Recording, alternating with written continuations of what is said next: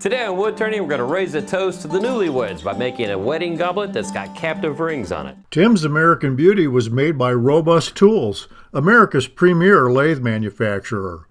Quality hardened tool rests and live centers too. Robust. Built to turn wood. Enjoyed for a lifetime. Thompson Lathe Tools. Welcome to a new level of professional wood turning tools.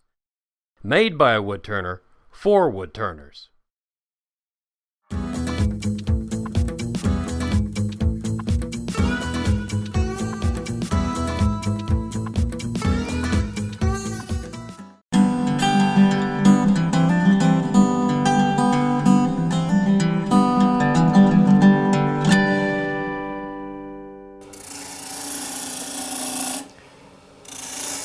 Okay, I've got a head start on you this time. You've seen me rough out blanks of wood all the time, and you've seen me put tenons on them. So I already went ahead, good talking, and turned this. This is about 8 inches long. It's out of a 4x4 piece of kiln-dried walnut. Beautiful stuff. But anyway, I went ahead and rough turned it between centers and put a tenon on it so we can get right into the fun part. Now, this is what we're making. This has a really cool story behind it, and I don't know if it's legend or if it's salesmanship, whichever one. But basically, the rings on this goblet are from this one piece of wood. You didn't put them on there. They're turned while they're in the wood, and they're there. It's one piece. They're captive.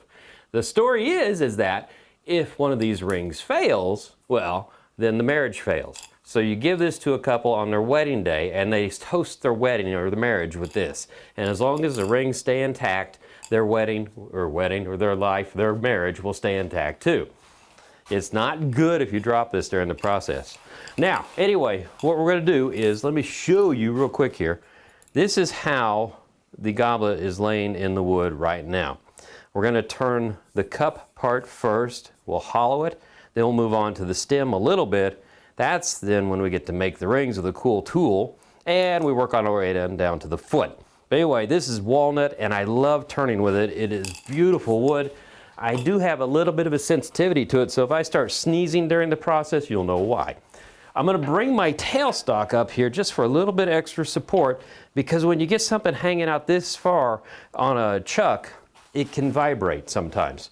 So all I want to do is, I'm going to look at this again, and I'm going to establish, I have a pin here somewhere, the dynamics of this, because it's a really cool shape on the bowl. Right about there, if my edge is right here, that's about the widest part, and then it just slightly curves in a little bit, like so. And then it's going to really race in like that at the bottom. We're going to probably turn it to about right here, and then we're going to hollow. So, I'm going to get out my big old fat spindle gouge for this, and it's my favorite one because it's like driving a bus. Big and slow, but it does beautiful big curves. So I'm going to turn this on. And we're going to bring the speed up. And we're just going to start turning a very slight bead here. So we're going to make contact with the wood. And there we go. Just let it flow. You have a good sharp tool. This works beautifully. Come back again. And I've got the weight of my right foot set up to where I want to wind up. And then I crank it back on my left foot. I've got all the weight on my left. And now I just let the weight transfer over to the right. And it helps make a nice, smooth, flowing cut. So we already got our curve established right there, pretty much. I love walnut. One thing about it, if you start getting a sensitivity to wood, it honestly will only get worse with time. So you might have to just tell yourself at some point, I'm not going to turn this wood anymore. I mentioned this a long time ago before, but I don't know if any of you remember it, but I actually have at home, I'm at home. In my house, I have an epilady? No, that's what takes the hair off your legs. EpiPen. Yeah, although I could use the epilady. Anyway, the EpiPen is an adrenaline pen. So if you ever do get around a piece of wood and start having a severe reaction and your throat's shutting down and all that stuff, take a thing, whack it in your thigh, and it gives you a boost of adrenaline. It gives you enough time to call an ambulance and get some help. And I don't really think it's going to happen to me, but none of us ever think it's going to happen to us, right? So it's always good to have something like that just in the background to help you out in case you do get into a situation and find out all of a sudden, I'm allergic to that. Not a good thing. Now you can see we're already getting the shape of the cup pretty good. I mean, it's not a hard shape to make at all. It's just a big elongated bead. And when I start sweeping this in like this right here, all I'm trying to do is start establishing in my mind's eye where the bottom is going to be, and the bottom is going to be about where my finger is.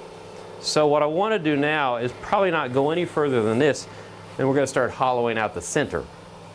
Well, meet my little hollowing tool. Why not do something easier when you can? So this is a Forstner bit, and I think it's an inch and a quarter wide. And I have my Jacobs chuck here in the tailstock, and it is simply a bit holder with a Morse 2 taper on there, and see, it'll screw down like that. But I'll show you something real quick. I don't want to go too deep with this to where I go through the bottom of my cup, right? So if I look at this, if I had this out on the very tip, that's about as deep as I want to go. When I lock this in, it's going to go this deep.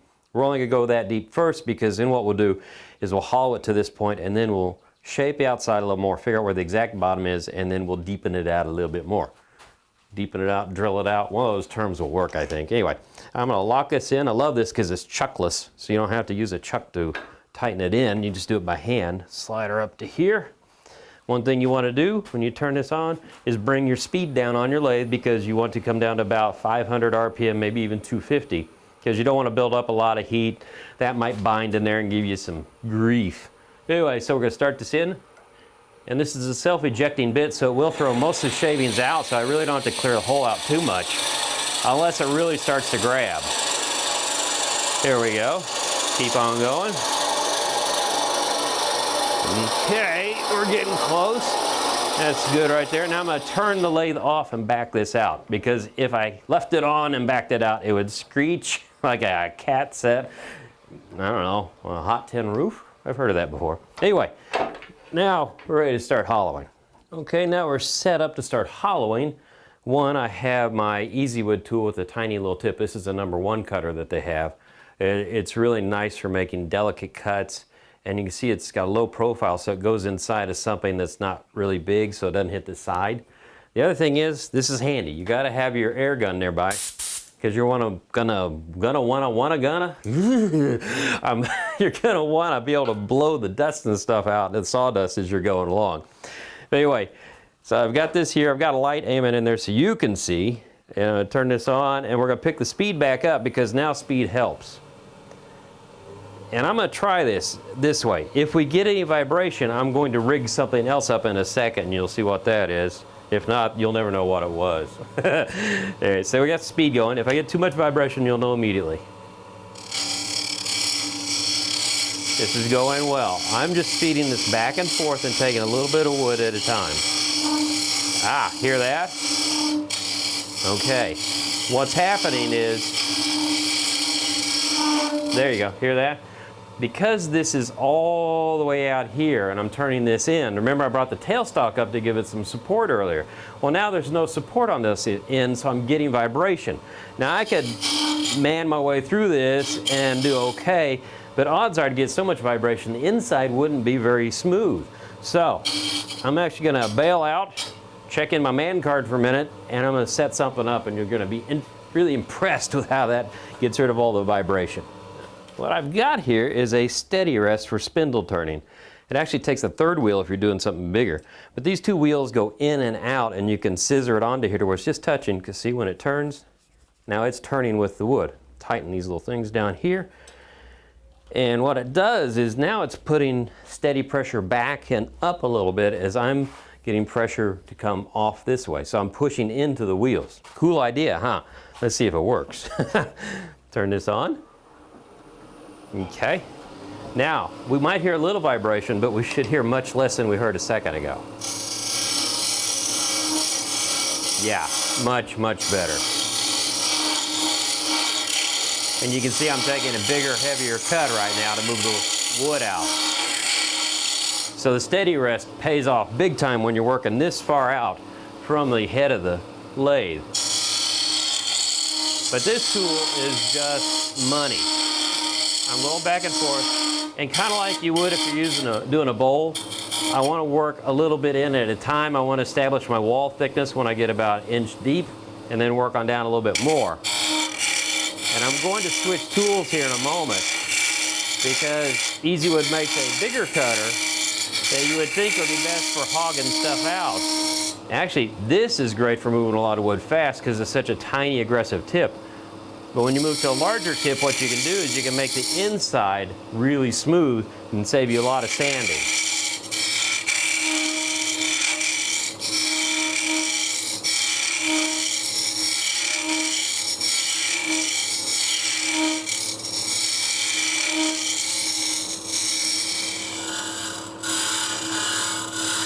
Now I've switched to the larger Easy Wood tool, and you can see it's a big round cutter, and like I said, you'd think that'd be hogging wood, but no. Look how delicately it cuts. And I'm bringing this down to about 1/8 of an inch in thickness. Maybe just a little bit proud of that. Not a 1/4 inch because that'd be too thick. You want this to be really delicate. And it's tough to see in there, but you can tell by sound how thin the wall's getting. You can get a pair of calipers if you want to check it occasionally. I would advise that. But this is where, let me stop this, having this pays off because,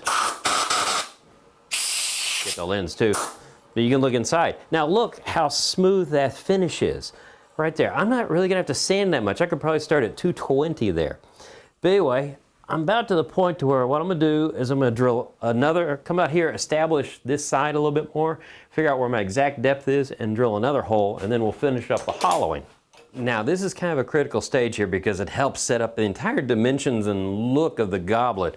So if you see here, there's my edge. I've got the curve going the way I want it, but right here you can see this one dives in much more rapidly, much more quickly. So right about here on this mark is where I'll have this little decorative part right here. So I want to turn down to about there right now. So we'll just go back to our big old spindle gouge and start removing some wood. Now the one thing about this that you want to be careful about is that you don't go hog wild and remove a lot of wood from this end because that's where our rings come from. So we'll, oh, it's over there. We'll turn this on. And I probably don't need the tailstock right now. I'd have to put a big cone center in it to fit in that hole to give me support, so I'll just take light cuts while I'm doing this. And you can see I got a buddy over here. This is my steady. I just loosened it, moved it to the side, so it's kinda out of the way. Excuse me. Oh gosh, we'll go left-handed. There we go.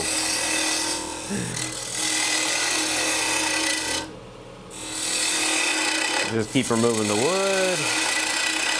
Going a little bit deeper and deeper. Right about there is where the base will be. Walnut doesn't taste good either. Better than some stuff though. So I want to establish that diving in area right about here. Again, you're sneaking up on a bead, so you don't want to take off too much at once. As your shape gets a little wonky, you just kind of come up and clean it up.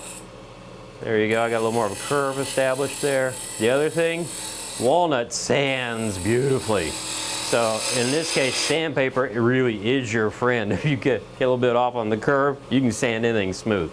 Now I want to be real careful right here. I don't want to get a catch and run the tool back. Not that it would hurt the wood any because that's just all going to be turned away. But if I got a bad catch right now, I could actually ruin or hurt the tenon inside the chuck. The chuck is stronger than the wood, and so if I make a mistake, it's the wood that's going to give. So let's come here. There we go. Now that looks pretty good. I'm going to dive it in a little faster yet right here. You want it to cut quickly because you want it to spring up off the table with the shape. So that looks really nice right there. I think that's just about where I want to be. So now I'm going to hook the Jacob's chuck up again, drill a hole as deep as I need it, and then we'll finish hollowing the inside. Tim's American Beauty was made by Robust Tools, America's premier lathe manufacturer. Quality hardened tool rests and live centers too. Robust. Built to turn wood. Enjoyed for a lifetime. Thompson Lathe Tools. Welcome to a new level of professional wood turning tools. Made by a wood turner for wood turners.